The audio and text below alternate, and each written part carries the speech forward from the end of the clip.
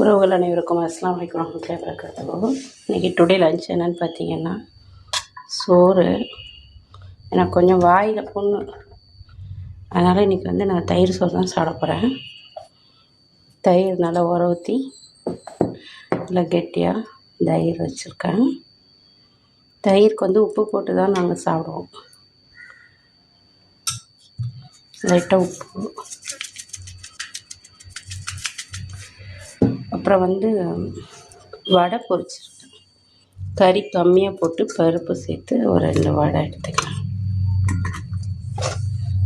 அப்புறம் என்னென்னு பார்த்தீங்கன்னா உருளைக்கிழங்கு ஃப்ரை.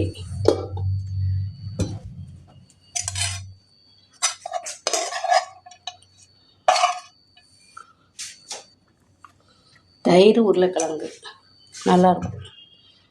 அப்புறம் சாப்பிட்றதுக்கு நவாப்பழம்.